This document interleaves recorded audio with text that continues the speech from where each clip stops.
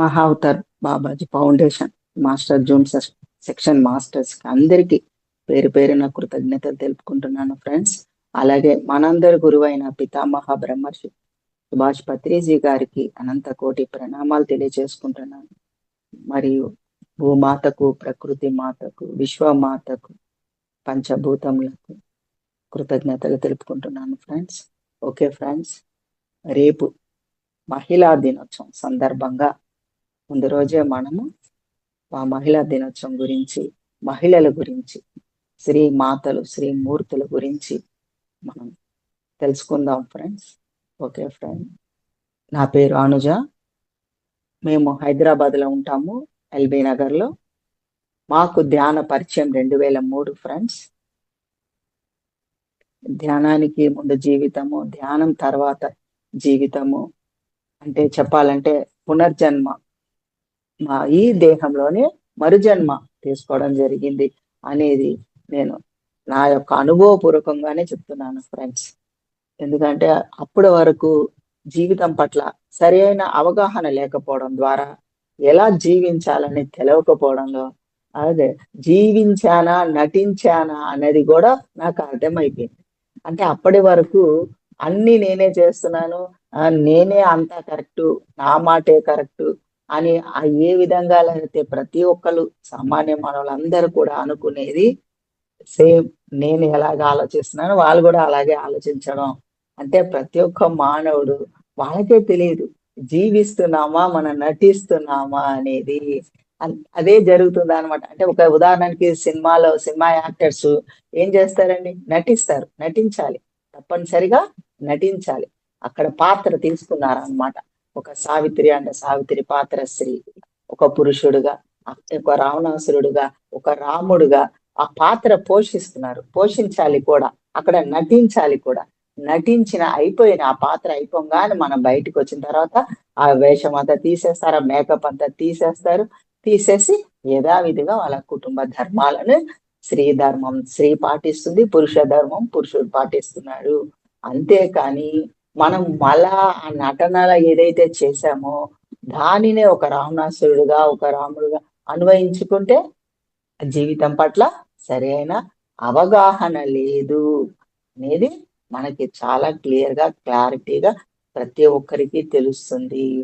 కనుక అదే సందర్భాలలో నా జీవితం కూడా ధ్యానానికి ముందు తెలియనంత వరకు ప్రతి చిన్నదానికి నేను అన్వయించుకునేదాన్ని.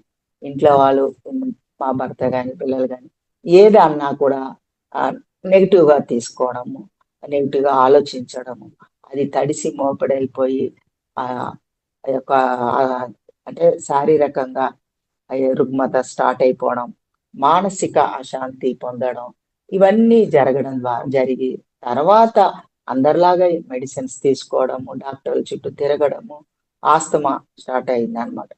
ఆస్తమాకి చాలా విపరీతమైన చలికాలం, వర్షాకాలం మనము ఏది అంటే రాత్రులు నిద్ర ఉండేది కాదు ఫ్రెండ్స్. కూర్చోవాలి,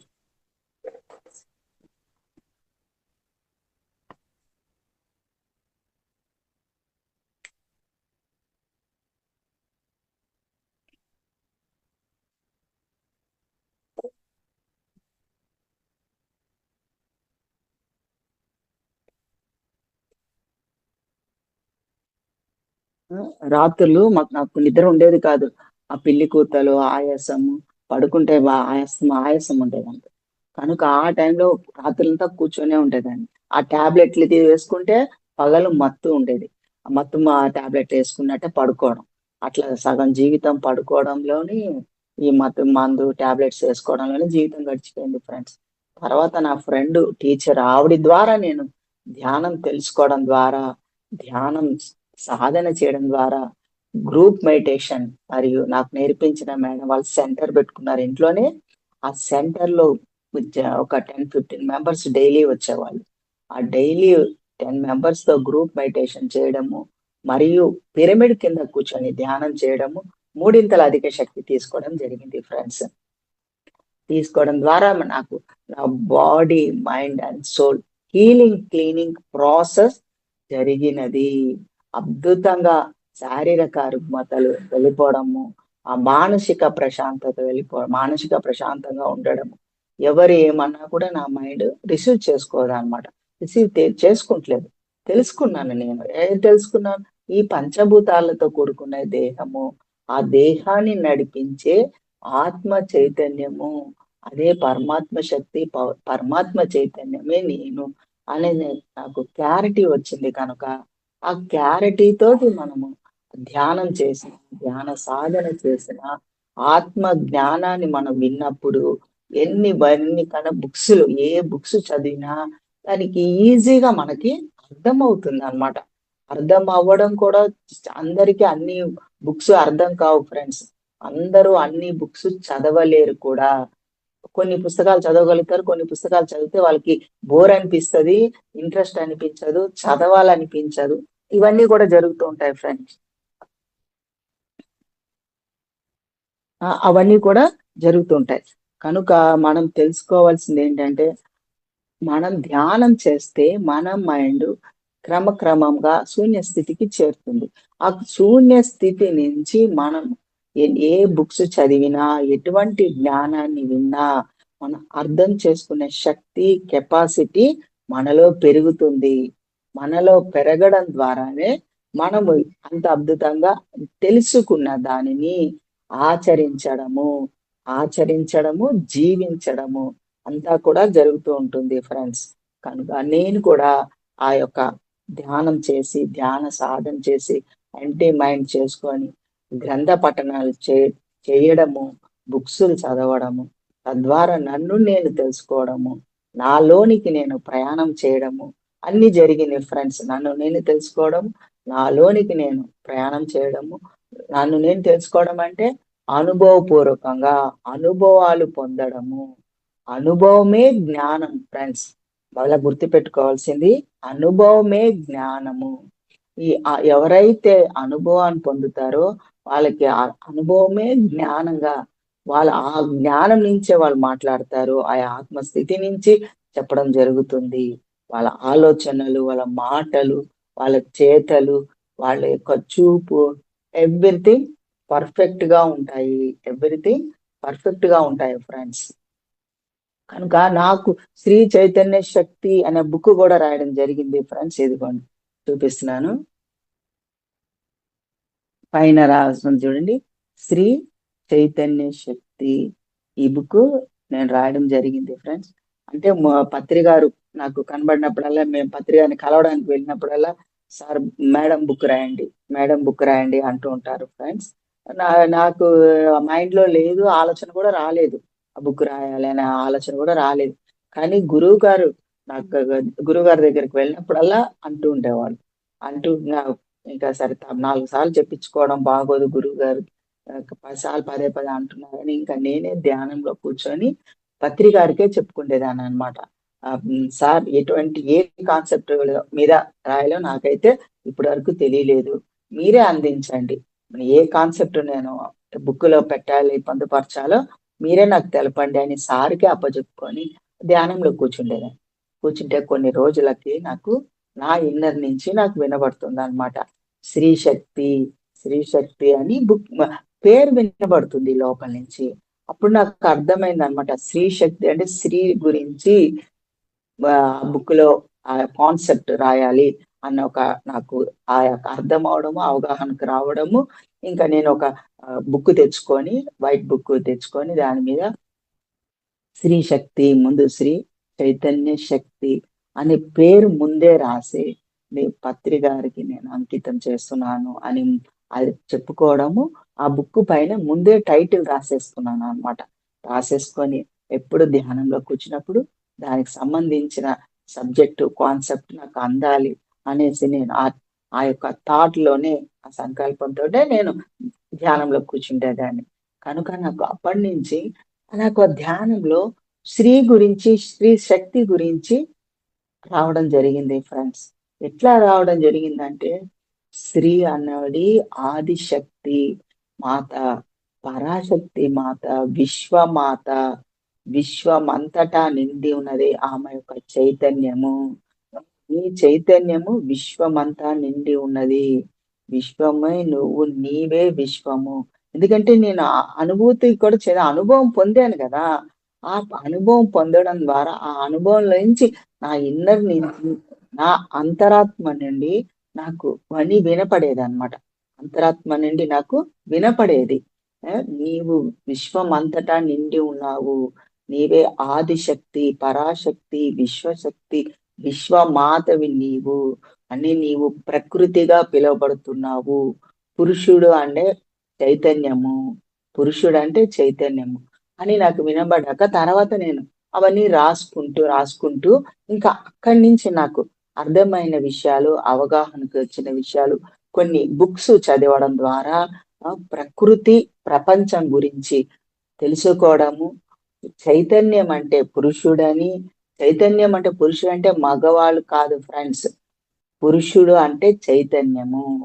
ప్రకృతిని స్త్రీగా పోల్చడం జరిగింది ఫ్రెండ్స్. ప్రకృతిని స్త్రీతో పోల్చడం జరిగింది. అంటే అంటే ఆ యొక్క స్త్రీ, చైతన్యము, ప్రకృతి అని పిలవడం జరుగుతుందన్నమాట. ఇదంతా కూడా 2 చైతన్యము, ప్రకృతి 2 ఆ శక్తుల కలయిక ద్వారానే మనకి ఈ ప్రపంచము, ప్రకృతి కనపడే పదార్థము, కనపడే వస్తువులు, కనపడే వ్యక్తులు అంతా కూడా ప్రపంచమే. అంతా కూడా ప్రపంచమే. ప్రకృతి కనబడినది అన్నమాట. దాన్ని నడిపించే శక్తి చైతన్యము అని అవగాహన అర్థమవుతూ అవన్నీ నాకు కొద్ది కొద్ది రోజులలో నేను బుక్‌లో రాసుకుంటూ వస్తున్నానన్నమాట. ఇంకా తర్వాత ఏమని అందడం జరిగిందంటే, నీవు తల్లి గర్భంలో ఉన్నప్పుడే ఒక స్త్రీ అన్న తల్లి, స్త్రీ అంటేనే ఒక ఆహ్, మహిళ. మహిళ అంటేనే ఒక తల్లి అన్నమాట. ఫస్ట్ ఎవరికి మనం రెస్పెక్ట్ మన పూర్వీకులు, మన పెద్దలు, మన మహాత్ములు అందరూ కూడా స్త్రీలకే ఫస్ట్ పెద్దపీట వేయడం జరిగింది. అంటే ఎలాగా? మాతృ దేవో భవ, పితృ దేవో భవ, ఆచార్య దేవో భవ, అతిథి దేవో భవ అని మనకు ఆ గొప్ప గొప్ప వివరణ ఇవ్వడము. యోగులు, ఋషులు అందరూ కూడా స్త్రీల యొక్క అపారమైన శక్తిని, స్త్రీల యొక్క అపారమైన శక్తిని మన పూర్వీకులు, మన యోగులు ముందే వాళ్ళ జ్ఞాన నేత్రం ద్వారా చూడడం జరిగింది ఫ్రెండ్స్. కనుక స్త్రీ ఎప్పుడో అనాహత చక్రంలో యాక్టివేషన్ లో ఉంటుంది. సహజంగానే ప్రకృతి ఆదిశక్తి మాత ఆమెకి సహజంగానే అనాహత చక్రం యాక్టివేషన్ లో ఉంచే పంపించడం జరిగింది అన్నమాట. కనుక పూర్వం నుంచే మనకు యోగులు, ఋషులు వాళ్ళు స్త్రీ శక్తి గురించి తెలుసుకోవడం ద్వారా వాళ్ళు ఎటువంటి ధ్యాన సాధన కానీ, హిమాలయస్‌కి వెళ్ళి సాధనలు చేయడం గానీ, లేకుంటే ఇండ్లల్లో ఉండి సాధనలు చేయడం గానీ ఇవన్నీ లేదు. యజ్ఞ యాగాలన్నీ కూడా పురుషులే చేస్తుండేవాళ్ళు. తపస్సు చేయడం కానీ, యజ్ఞ యాగాలు చేయడం గానీ, ఏ గొప్ప మంత్రం, ఏ మంత్రం చెప్పాలన్నా, నామజపం, మంత్ర జపాలు అవన్నీ కూడా పురుషులే చేస్తూ ఉండేవాళ్ళు. ఆ పురుషులకి, ఆ యోగులకి స్త్రీలు సహాయం చేయాలి అంతే. అక్కడికి కావలసిన వస్తువులు, పదార్థాలు అన్నీ కూడా స్త్రీలు చేయాలి అని, స్త్రీలు ఎటువంటి విషయాల్లో జోక్యం చేసుకోకూడదని, మంత్ర జపం కూడా వాళ్ళతో ఉచ్చారణ చేయకూడదని. ఎందుకంటే అప్పటికే వాళ్ళ అపారమైన శక్తివంతులు, అనంతమైన జ్ఞానంతో నిండి ఉన్నారు. అపారమైన శక్తి, అపారమైన జ్ఞానము, ఆ వెలుగు, ఆ ఆనందము అన్నీ కూడా వాళ్ళల్లో ఉట్టి పడుతుంది. ఇవన్నీ వాళ్ళ యొక్క మూడవ కంటి ద్వారా ఆ యొక్క జ్ఞాన నేత్రం ద్వారా చూడడం ద్వారా స్త్రీలు ఏమి చేయ అవసరం లేదని వాళ్ళు తెలుసుకోవడం ద్వారా వాళ్ళని ఇంకా వంటగది దగ్గర ఉండడం కానీ ఇంట్లో ఉండి మీరు మాకు హెల్ప్ చేయాలి అంతే. వాళ్ళకి ఏమీ తెలీదు అన్నట్టు కూడా పెట్టడం జరిగింది. అంతే తప్ప ఇంకా ఎటువంటి సాధనలు ఏవి లేవు. అంటే అంత సృష్టికర్త స్త్రీ అన్నమాట. స్త్రీ సృష్టికర్త. తల్లి గర్భంలో చూడండి, ఉదాహరణకి ఒక తల్లి ప్రెగ్నెన్సీ అన్న ఒక డాక్టర్ చెప్పంగానే 2 months తర్వాత ఆమె ప్రెగ్నెన్సీ అని చెప్పంగానే తనను తాను మర్చిపోతుంది. తనను తాను మర్చిపోయి ఆ గర్భస్థ శిశువు లోపల ఆ పిండం గురించి ఆలోచిస్తుందన్నమాట. తనని గురించి తన ఆలోచన మర్చిపోతుంది ఫ్రెండ్స్. మరిచిపోయి ఆ లోపల ఉన్న ఆ పిండానికి సరైన ఆహారం అందించడము, సరైన జ్ఞానాన్ని అందించడము, తనకి కావలసినవి అంటే ప్రకృతి సహజంగా అందిస్తున్నానా లేదా, జ్ఞానాన్ని అందిస్తున్నానా లేదా, ఆ శిశువుకి వేడి చేయడం గాని, చలవ చేయడం, పదార్థాలు అందియడం ఇవన్నీ ఎప్పుడు తన గురించే ఆలోచన చేస్తూ, తన గురించే అప్పటినుంచే తన గురించే జీవిస్తుందన్నమాట. తన గురించే జీవిస్తూ 9 నెలలు ఎట్లాంటి కష్టాన్నైనా, నష్టాన్ని, ఎటువంటి బాధనైనా ఆమె ఓర్పు, సహనంతో, ధైర్యంతో ఆమె 9 నెలలు లోపల పెంచడం జరుగుతుంది ఆ శిశువుని, గర్భస్థ శిశువుని. పెంచిన తర్వాత బయటికి వచ్చినాక కూడా ఆ యొక్క శిశువు స్త్రీ గాని, పురుషుడు గాని ఎవ్వరికైనా తన తండ్రిని పరిచయం చేసినది ఆ తల్లి శ్రీమాత, శ్రీమూర్తి ఆ తండ్రిని ఫస్ట్ పరిచయం చేయడము, అదిగో మీ తండ్రి అని చూపడము, ఆ పుట్టిన పిల్లవానికి ఆ చిన్నప్పటి నుంచే తనకి ఏది తినిపించాలన్నా, ఏది చూపించాలన్నా, తనకు కావలసినవి నేర్పించేది తల్లి అన్నమాట. అంటే ఒక పురుషుడికైనా, ఒక స్త్రీకైనా ఆ యొక్క శ్రీమాత, ఆ స్త్రీ తల్లి అన్ని నేర్పిస్తూ ఉంటదన్నమాట. స్టార్టింగ్ నుంచి ఎట్లా అంటే ఒక స్త్రీ ఏదైనా, ఒక పురుషుడైనా, ఒక స్త్రీ అయినా ఉన్నతంగా ఎదిగారు అంటే ఆ యొక్క స్త్రీ మాత, ఆ మహిళ అంటేనే తల్లి. ఒక స్త్రీ అంటేనే తల్లి, తల్లి అంటేనే స్త్రీ అన్నమాట. ఆమె ద్వారానే ఉన్నతంగా ఎదగడము, ఒక యోగిగా, ఋషులుగా, మునులుగా వాళ్ళు ఎదిగారంటే ఆ వాళ్ళకి జన్మనిచ్చినది శ్రీమాత, తల్లి, ఆ మహిళ అన్నమాట. ఆ మహిళనే జన్మ ఇచ్చినది. అంటే తీసుకోండి ఉదాహరణకి రాముడు గాని, కృష్ణుడు గాని, జీసస్ క్రైస్ట్ గాని, బుద్ధ భగవానుడు గాని ఎవరైనా అంత ఉన్నతంగా ఎదిగారు. వాళ్ళు బ్రహ్మర్షులు, రాజర్షులు, మహర్షులు ఉన్నారంటే వాళ్ళలో ఎవరున్నారు? స్త్రీ ఉంది, శ్రీ మాత ఉంది, శ్రీ శక్తి ఉంది, శ్రీ చైతన్యం ఉన్నది. ప్రతి అణువులో, ప్రతి పరమాణువు, ప్రతి కణములో స్త్రీ యొక్క శక్తి, స్త్రీ యొక్క చైతన్యం, వారి యొక్క జ్ఞానము, వెలుగు, ఆనందము ప్రతి అణువణువున, ప్రతి కణములో నిమిడీకృతమై ఉండడం ద్వారా అంత అద్భుతంగా విరాజిల్లుతూ ఉంటారన్నమాట. ఒక స్త్రీ యొక్క చైతన్య శక్తి ద్వారా.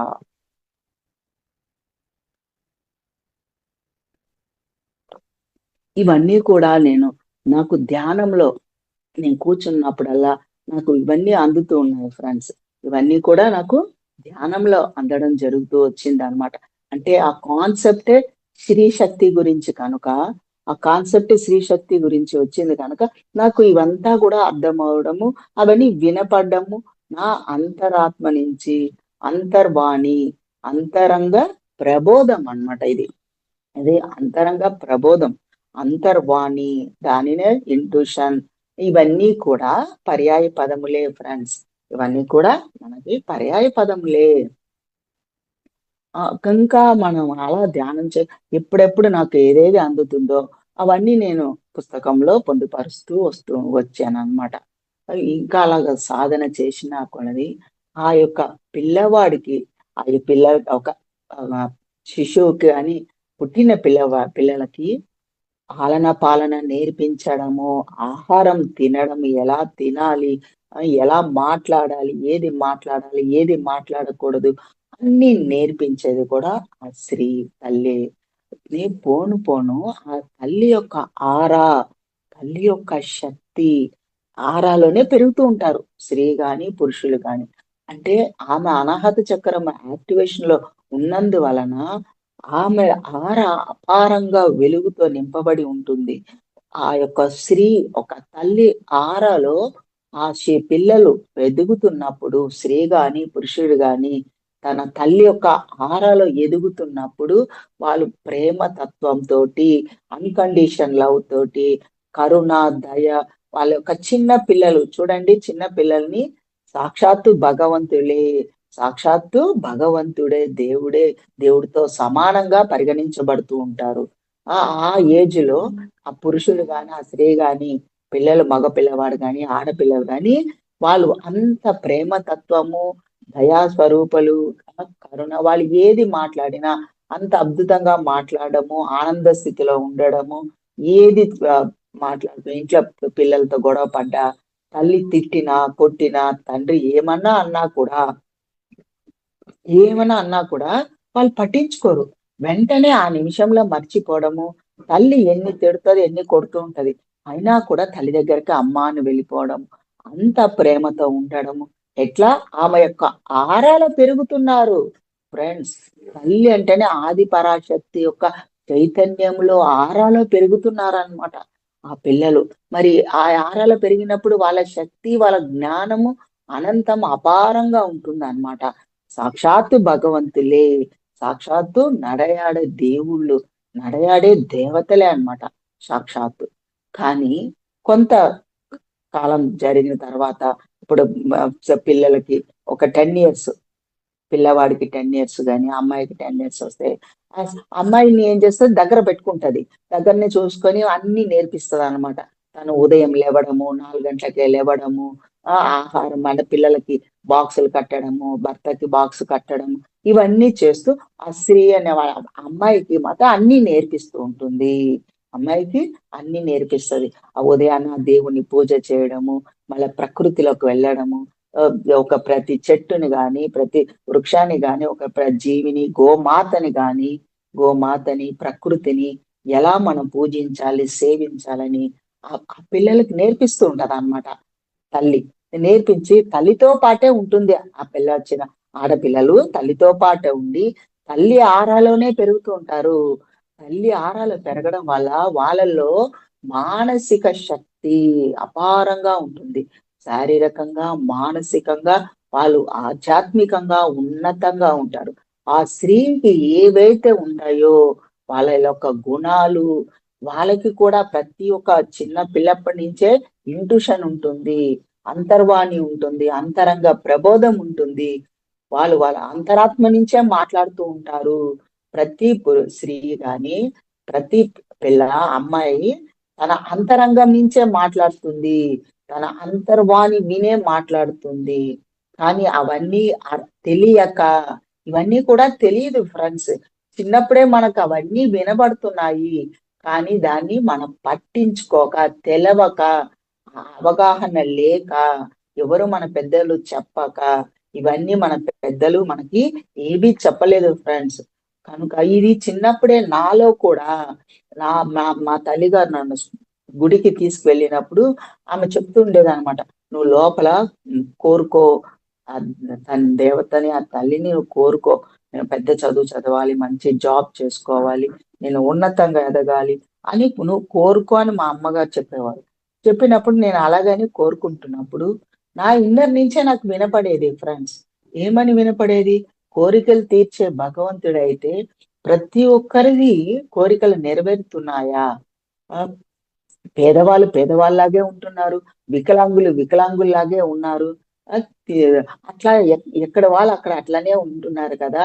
కోరికలు తీర్చే భగవంతుడైతే పేదవాడు లక్షాధికారి, కోటేశ్వరుడు అయిపోవాలి కదా. వికలాంగుడు కూడా ఒక అందంగా, ఆ స్వరూపం అందమైన స్వరూపంతో విరాజిల్లాలి కదా.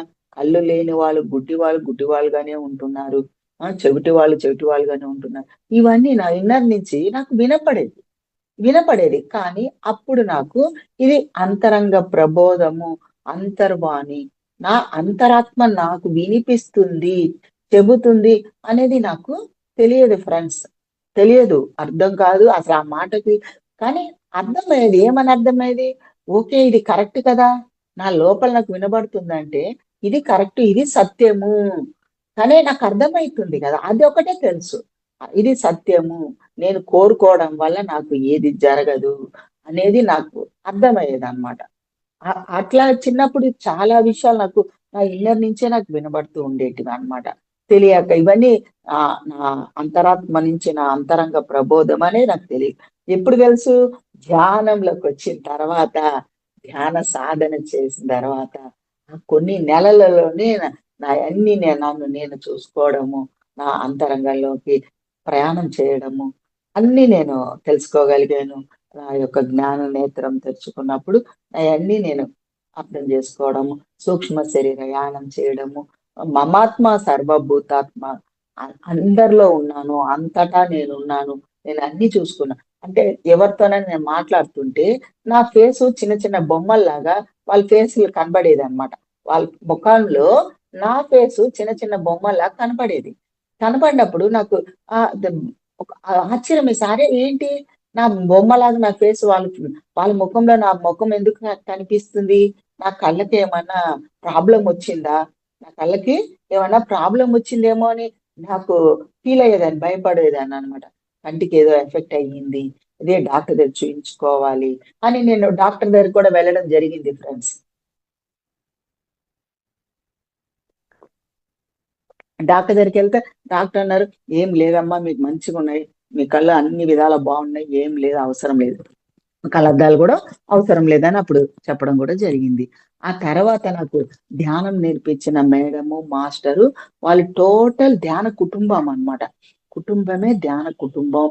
వాళ్ళు సెంటర్ పెట్టుకున్నారు. వాళ్ళు కూడా తాడే మాస్టర్లు. ఎదుటి వాళ్ళని స్కాన్ చేయగలిగే శక్తి, కెపాసిటీ వాళ్ళిద్దరిలో ఉన్నదన్నమాట.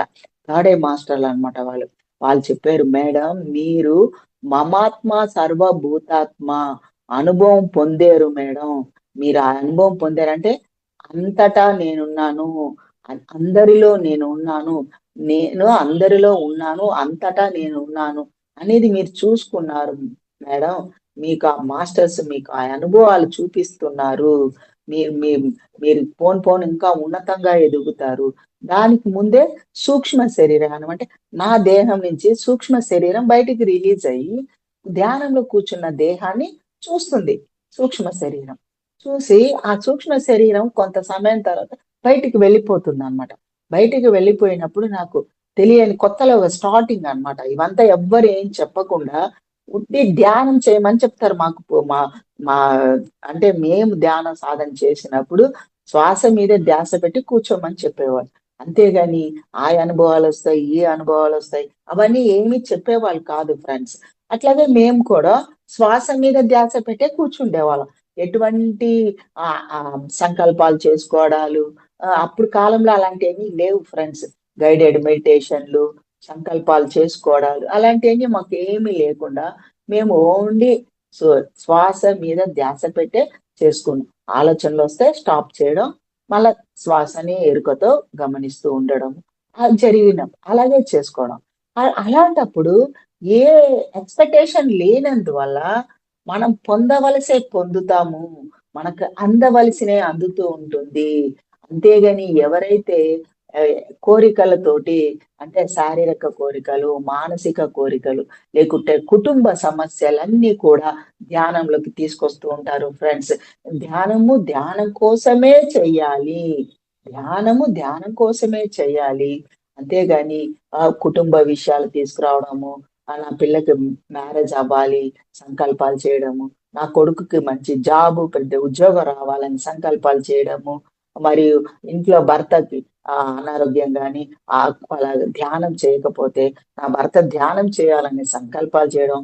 ప్రతి దానికి ఒక సంకల్పాలు చేయడము, థాట్ రిలీజ్ చేస్తూ ఉంటారు. మనం చేసే ధ్యానము ఎంత శక్తి తీసుకోవడము, మీరు తీసుకున్న సంకల్పాలకే ఆ ఎనర్జీ అంతా వెళ్ళిపోతుంది. ప్రాపంచిక విషయాలకి సంకల్పాలు చేస్తూ ఉంటే మీరు మీ ఎంత పెద్ద పెద్ద కుండలో మనం నీరు పోసి కింద చిన్న చిల్లు ఉందంటే ఆ కుండలో నీళ్లు మనం ఎంత నీళ్లు పోసినా ఆగుతాయా ఫ్రెండ్స్? ఆగవు కాక ఆగవు. ఆ చిల్లు ఉన్నదంటే చాలు.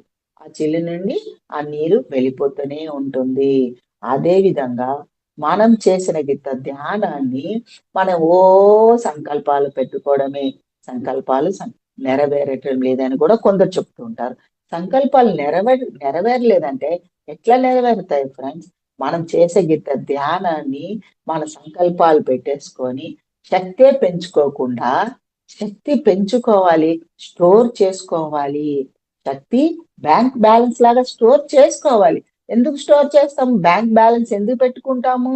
మన అవసరానికి ఉపయోగించుకోవడానికి బ్యాంక్ బ్యాలెన్స్ పెట్టుకుంటాము.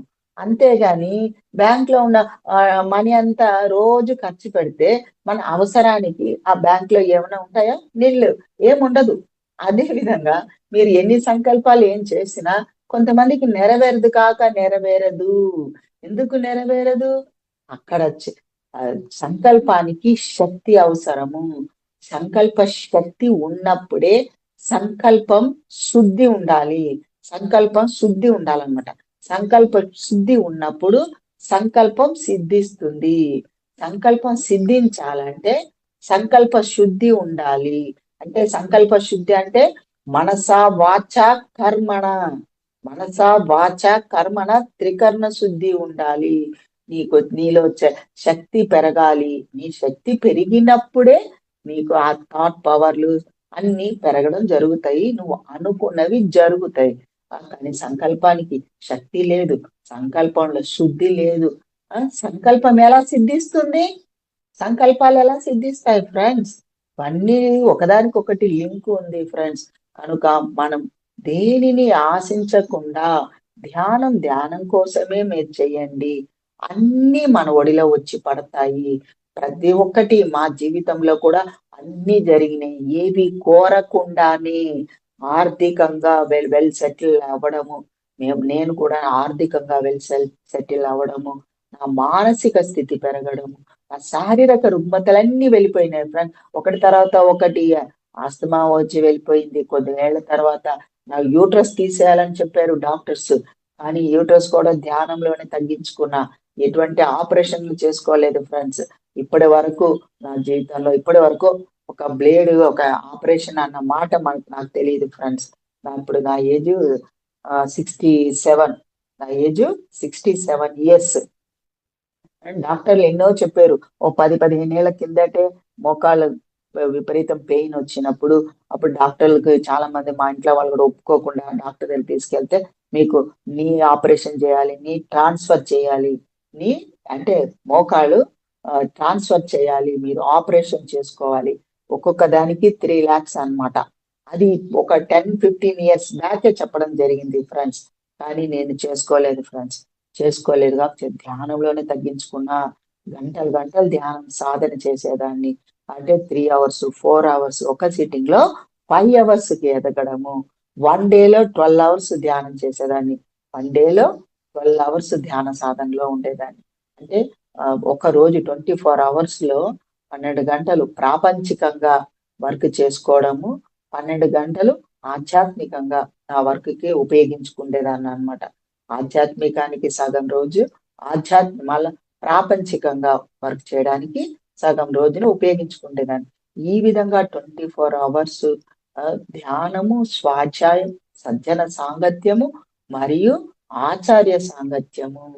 మన గురువు గారు ఎక్కడెక్కడ ఆయన మీటింగ్లు, ప్రోగ్రాంలు, ప్రవచనాలు, ప్రబోధాలు ఎక్కడ ఉన్నా వెళ్ళడం, ఆ గురువు గారి సమక్షంలో గురు సాంగత్యం చేస్తూ ఉండేవాళ్ళం. నిరంతరం గురు సాంగత్యం చేస్తూ ఉండేవాళ్ళం అనమాట ఫ్రెండ్స్.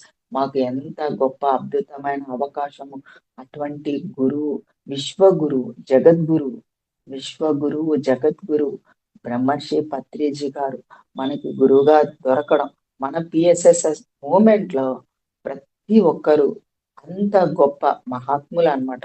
ప్రతి ఒక్కరు అంత గొప్ప మహాత్మ అన్నమాట. మహాత్ములు మనం పిఎస్ఎస్ఎం మూమెంట్ లో ఉండడము, అంత గొప్ప గురువు మనకు దొరకడము, సూక్ష్మంలో మోక్షాన్ని అందించారు ఫ్రెండ్స్.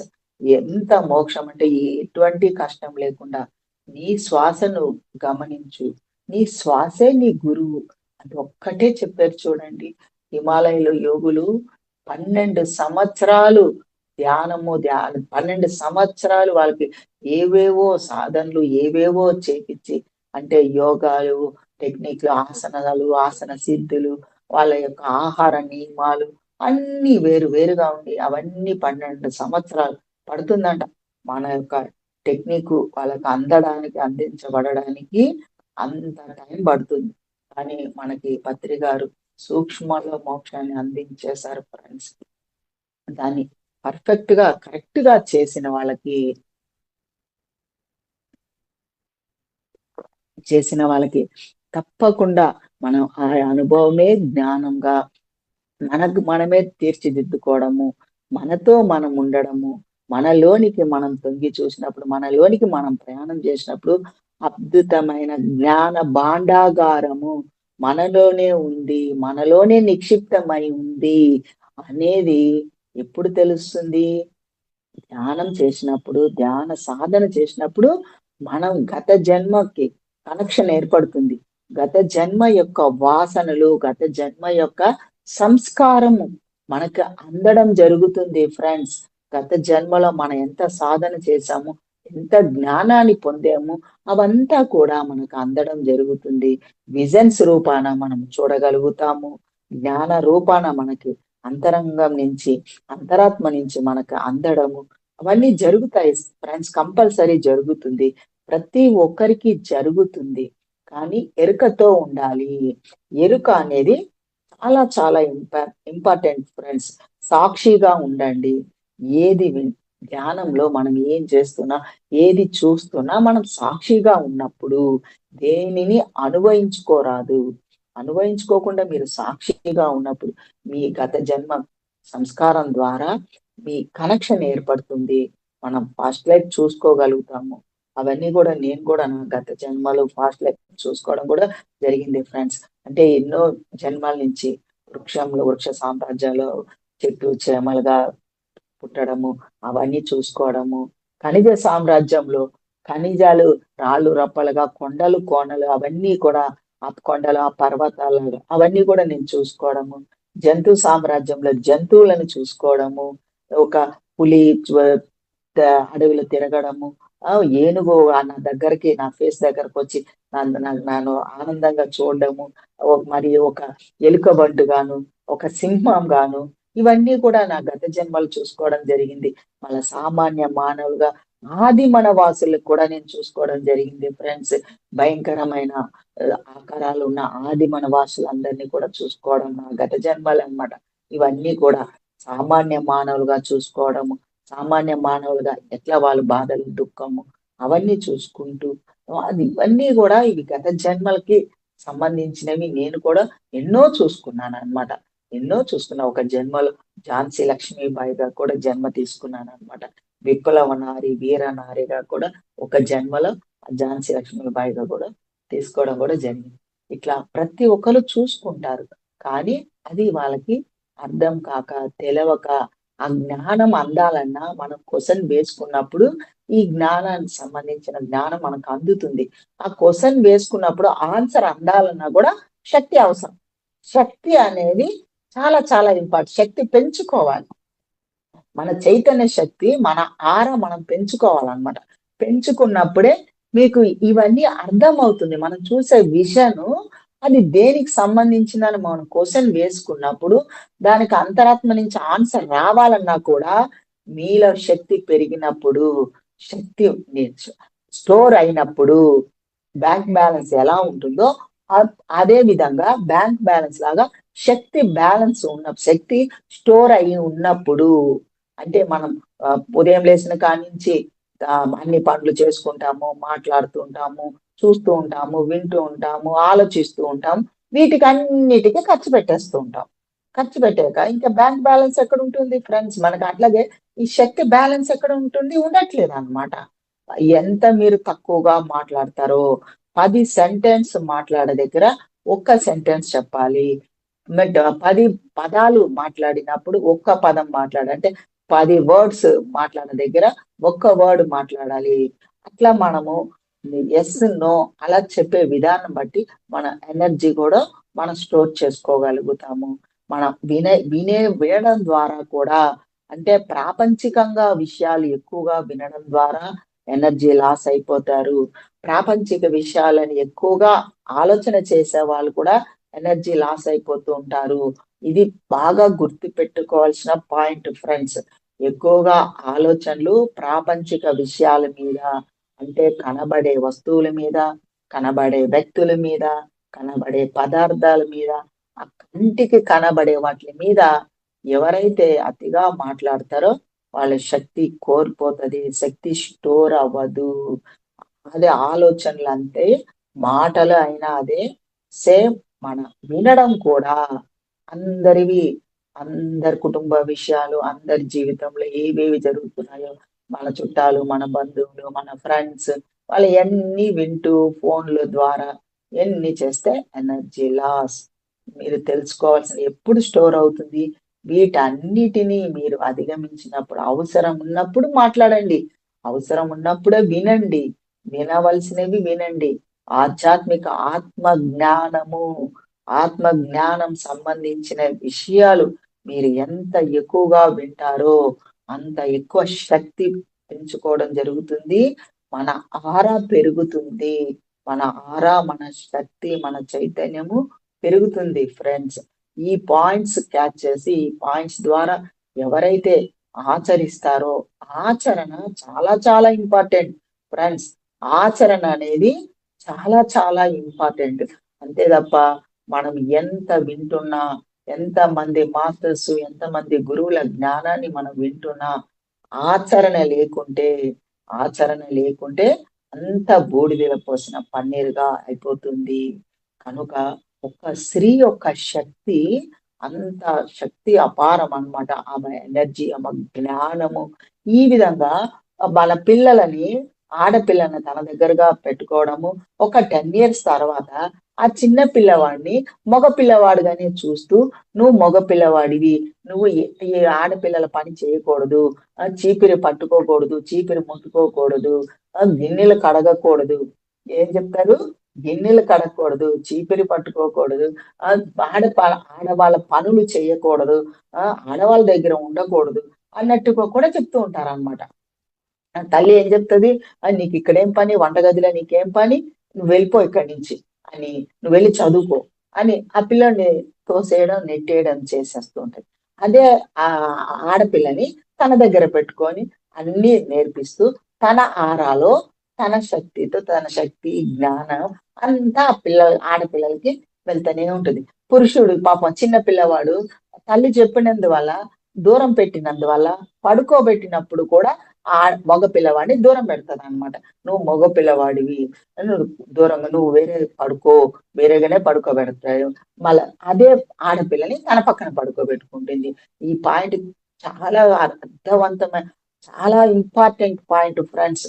ప్రతి ఒక్కరు తల్లిదండ్రులు, తల్లులు ఈ విధంగా పార్షాలిటీ చూపించడం ద్వారా, ప్రతి పిల్లవాడిని దూరం పెట్టడం ద్వారా, తల్లి అంటే స్త్రీ, స్త్రీ అంటే తల్లి, తన యొక్క తల్లి యొక్క, స్త్రీ యొక్క శక్తి, జ్ఞానము, వెలుగు, ఆనందం, ఆ చైతన్యానికి దూరం అయిపోవడము, స్త్రీ యొక్క ఆరాకి దూరం అయిపోవడం వల్ల అప్పటి నుంచి వాళ్ళు టీనేజ్ వయసులో వాళ్ళకి అశాంతి ఏర్పడము, ఆ తల్లి యొక్క, స్త్రీ యొక్క ఎనర్జీస్ కి, ఆ జ్ఞానానికి, ఆ యొక్క అన్కండిషన్ లవ్ కి దూరం అయిపోతాడు ఆ చంటి పిల్లవాడు. దూరం అవ్వడం టీనేజ్ నుంచి వాళ్ళకి అశాంతి ఏర్పడుతుంది. ఆ టీనేజ్ లో పిల్లలు ఎలా అంటే అలా బిహేవ్ చేస్తూ ఉంటారు. అంటే పెద్దవాళ్ళు చెప్పినట్టు బిహేవ్ చేయరండి ఫ్రెండ్స్. బాగా గుర్తు పెట్టుకోండి, బాగా మీరు గమనించండి, ఆలోచించండి. టీనేజ్ లోనే పిల్లలు చేంజ్ అయిపోతూ ఉంటారు అన్నమాట. వాళ్ళకి ఇవన్నీ దూరం అయిపోతుంది. తల్లి యొక్క ప్రేమ, కరుణ, దయ దూరం అయిపోవడం వల్ల వాళ్ళలో మానసికంగా అవన్నీ తగ్గిపోవడం వల్ల వాళ్ళలో అశాంతి ఏర్పడము. నాకు అటువంటి స్త్రీ, అటువంటి తల్లి, ఆ ప్రేమ, కరుణ, దయ ఇచ్చే తల్లి, ఆ స్త్రీ, నా నా ఆ యొక్క స్నేహం నాకు కావాలి, స్నేహం నాకు కావాలి. ఆయనలో ఆ అంతరాత్మ, ఎందుకంటే ప్రతి ఒక్క స్త్రీలో, ప్రతి ఒక్క పురుషుల్లో అర్ధనారీష తత్వం ఉన్నది. అది సృష్టి సహజంగా, సృష్టి సహజము, ప్రకృతి సహజంగా స్త్రీ శక్తి, పురుష శక్తి, అర్ధనారీశ్వర తత్వము నిమిడీకృతమై ఉన్నది. ఉన్న దానిని మనం విడదీయడం ద్వారా, విడదీసి దూరం పెట్టడం ద్వారా, ఆ పిల్లవాడిలో ఎనర్జీ తగ్గడం ద్వారా, ఆ టీనేజ్ లో ఎట్లా అంటే అట్లా బిహేవ్ చేస్తుంటాడు. కోపం ఎక్కువగా, ఈర్ష దేశం లాగా, చిరాకు పడ్డము, విసుక్కోవడము. చిన్న పిల్లవాడు, మగ పిల్లవాడు చూడండి, విసుక్కోవడము, చిరాకు పడ్డము, ఆ కోపం ఎక్కువగా ఉండడము, ఇవన్నీ చూపిస్తూ ఉంటాడు ఇంట్లో. తల్లిదండ్రులు తెలియక, మా పిల్లవాడు మాకు చెప్పిన మాట వినట్లేడండి, ఎట్లా అంటే అట్లా బిహేవ్ చేస్తున్నాడు, మా పిల్లవాడు మాట వినాలి, మా పిల్లవాడు ధ్యానం చేయాలి, ఇవన్నీ ఇలా చెప్తుంటారా తప్ప ఆ పిల్లవాడిని దగ్గర తీసుకోవడము, చెర తీసుకోవడము, ఆ పిల్లవాడిని తన దగ్గర పెట్టుకొని అన్ని నేర్పించడము, ఆ ప్రేమ తత్వాన్ని నేర్పించడము, అందించడము, తన పనులు చేస్తున్నప్పుడు సహాయం చేయమని చెప్పడము, ఇవన్నీ పక్కన పెట్టేసినందువల్ల ఆ ఆ ఆ పిల్లవాడికి ఎప్పుడైతే మళ్ళా ఒక ఆడపిల్ల స్త్రీ అన్న తల్లి అని ఒక శక్తితో ఉన్న ఒక స్త్రీ పరిచయం అయినప్పుడు, తన స్నేహం అయినప్పుడు, తన ఈ ఆనందానికి అవధులు ఉండవు ఫ్రెండ్స్. ఆనందానికి అవధులు ఉండవు. గాలిలో తేలుతుంటాడు ఆ పిల్లవాడు, ఆ టీనేజ్ పిల్లవాడు గాలిలో తేలుతూ ఉంటాడు, ఆనంద స్థితి ఉంటుంటాడు. తనకు తెలియకుండానే ఆనందంగా తన్మయత్వంతో ఆ ప్రేమ కరుణ అందడం ద్వారా, అన్కండిషన్ లవ్ అందడం ద్వారా, ఆ ప్రేమ తత్వము, ఆ ఆనందంలో ఆయన తబ్బిప్పులాడిపోతూ, ఆ అబ్బాయి కూడా ఎంతో చేంజ్ అయిపోతాడు అనమాట. ఆ పిల్లవాడు కూడా ఎంతో చేంజ్ అయిపోయి అప్పటి నుంచి ముసి నవ్వులు నవ్వుకోవడము, తల్లి దగ్గర ప్రేమగా ఉండడము, తల్లి చెప్పినట్టుగా వినడం, ఇంట్లో వాళ్ళ మాట చెప్పినట్టుగా వినడము, ఇంకా ఇవన్నీ మారిపోతుంటాయి. ఎందుకు మారిపోయింది? తల్లిలో ఉన్నటువంటి శక్తి మరొక తల్లిలో చూడడం జరిగింది. తల్లి అంటే మరొక స్త్రీలో ఉన్న ఆరాకి కనెక్షన్ ఏర్పడడం ద్వారా, ఆ స్త్రీలో ఉన్న ప్రేమ, కరుణ, దయ ఆయన ఆయనకు అందడం ద్వారా మళ్ళా యథాస్థితికి చేరుకుంటాడు. అదే విధంగా చివరి వరకు ఆ పిల్లవాడు మంచి జాబ్ చేసుకున్నా, మంచి పెద్ద పెద్ద చదువులు చదువుతున్నా, ఆ యొక్క ఆనంద స్థితి నుంచే చేస్తూ ఉంటాడు ఫ్రెండ్స్. ఆ ఆనంద స్థితి నుంచే చేస్తూ ఉంటారు. పెద్ద చదువులు చదువుతూ ఉంటారు, మంచి పెద్ద పెద్ద జాబులు చేస్తారు, పీజీలు, పిహెచ్డీలు చేస్తూ ఉంటారు, ఎంతో ఉన్నతంగా ఎదుగుతూ ఉంటారు. స్త్రీ యొక్క శక్తి ద్వారానే, స్త్రీ యొక్క ఆహారాలో ఉన్నప్పుడు ఇంత ఉన్నతంగా ఎదుగుతూ ఉంటారు. స్త్రీ చైతన్య శక్తి అంత అపారం అన్నమాట. ప్రతి అణువులో ఆ యొక్క శక్తి నిబిడీకృతమై ఉన్నది, దాగి ఉన్నది. ఇవన్నీ కూడా నాకు ఓన్ గా నాకు అందడం జరిగినాయి ఫ్రెండ్స్. ఓన్ గా అందడము, నా నా అంతరాత్మ నుంచి, నా అంతరంగ ప్రబోధం నుంచి రావడము, నేను ఆ బుక్ లో పొందుపరచడము, ఇవన్నీ కూడా ఒక నిమిషం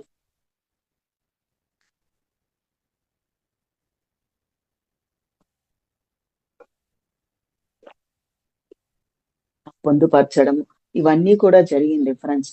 కానీ ఇప్పుడు కొంత మార్పు జరగడము, స్త్రీలలో కూడా అజ్ఞానం అలుముకోవడము, అంటే ఇప్పుడు యుగ యుగాలుగా మారుతూ మారుతూ, పూర్వకాలంలో అంత ప్రేమ అంటే ఇంట్లోనే ఉండి పిల్లల్ని చక్కగా చూసుకోవడం, ఆలన పాలన అన్ని చేసుకుంటూ వచ్చేవాళ్ళు.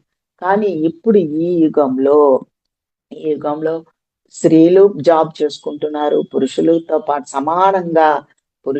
సమానంగా మాకు అన్ని కావాలి, పురుషులతో మేము సమానము, పురుషులకి ఏ విధంగా మేము తక్కువ కాము అనేది వాళ్ళకు వాళ్ళే బ్యారేజ్ చేసుకోవడము, ఆనకట్ట కట్టుకోవడం జరిగింది.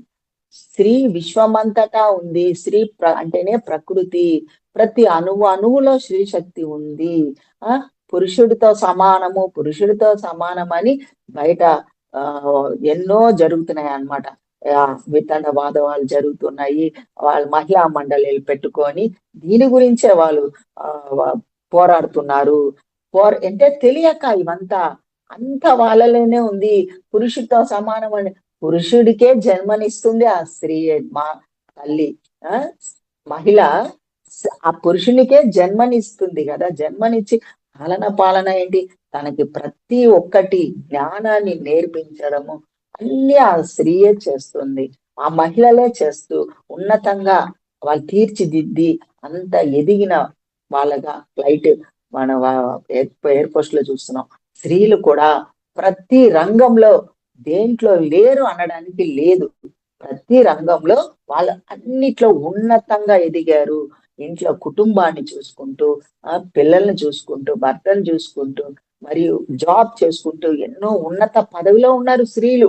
స్త్రీలందరూ కూడా ఉన్నతంగా ఎదిగారు, ఉన్నత పదవిలలో ఉన్నారు. ఇంకా స్త్రీలు ఏమనుకుంటున్నారు, పురుషుడికి సమానంగా మాకు అధికారాలు ఇవ్వలేదు, పురుషునికి ఏమి తక్కువ కాదు, తక్కువ తీసివేయడానికి వీలు లేదు, మహిళా మండలి వాళ్ళు ఈ ఈ విధంగా పోరాటం చేస్తున్నారు. అది రాంగ్ కాన్సెప్ట్ ఫ్రెండ్స్. చాలా తప్పు అన్నమాట. Wrong concept. మనల నుంచే వచ్చిన వాళ్ళు ఇంకా సమానం లేదా అని చెప్తున్నారంటే వాళ్ళు ఎక్కడ ఉన్నారు? ఎంత అజ్ఞానంలో ఉన్నారు? అటువంటి వాళ్ళు ధ్యానం చేయడం ద్వారా, ధ్యాన సాధన చేయడం ద్వారా అందరూ ఒకటే, అంతా ఒకటే, ఎవ్వరు వేరు కాదు. పురుషుల్లో స్త్రీతత్వం ఉంది. స్త్రీలో పురుషతత్వం ఉంది. పురుషుల్లోని స్త్రీతత్వము, పురుషతత్వం ఉంది. అట్లాగే స్త్రీలలో కూడా స్త్రీతత్వము, పురుషతత్వం ఉంది. ఈ అర్ధనారీశ్వర తత్వము ప్రతి స్త్రీలో, ప్రతి పురుషుల్లో ఉన్నది అని తెలుసుకోవడానికి జ్ఞానం ఒక్కటే మార్గము. అంత అపారమైన శక్తి, జ్ఞానము ప్రతి ఒక్కరిలో ఉన్నది. దానిని ఆ చైతన్యం పరుచుకోవాలంటే, చైతన్యాన్ని బయటకి మనం తెలుసుకోవాలంటే, ఆ చైతన్య శక్తిని బయటికి తీసుకురావాలంటే ధ్యానం ఒకటే మార్గం. ఇంకొక మార్గం లేదు కాక లేదు కాక లేదు. అన్యదా శరణం నాస్తి. Okay friends, time. ఓకే మా, చక్కగా మనము ఈరోజు మహిళా దినోత్సవం సందర్భంగా అద్భుతంగా స్త్రీ శక్తి గురించి, మహిళల యొక్క శక్తి గురించి తెలుసుకున్నాము. ఇక్కడి నుంచే మీ అందరిలో, ప్రతి ఒక్కరిలో, స్త్రీ పురుషులు ప్రతి ఒక్కరిలో ఉన్న ఆ పరమాత్మ యొక్క చైతన్యానికి ఇక్కడి నుంచే శిరస్సు వంచి ప్రణామాలు చేసుకుంటున్నాను. మరియు అలాగే అందరూ ఆరోగ్యంగా ఆనందంగా జీవించాలని కోరుకుంటున్నాను ఫ్రెండ్స్. అందరూ ఆరోగ్యంగా ఆనందంగా జీవించాలి. నేను పొందిన ఈ యొక్క జ్ఞానము శక్తి అందరూ భాగస్వాములు అవ్వాలని, నేను పొందిన ఈ ఫలితాన్ని అందరూ భాగస్వాములని కోరుకుంటున్నాను. మనస వాచ కర్మ నాకు అందిన పుణ్యఫలంలో అందరూ భాగస్వాములు అవ్వాలని కోరుకుంటున్నాను. Thank you friends. Thank you, thank you, thank you. మహా అవతార్ బాబాజీ జిమ్ సెక్షన్ కృతజ్ఞతలు, ధన్యవాదాలు తెలుపుకుంటున్నాను ఫ్రెండ్స్.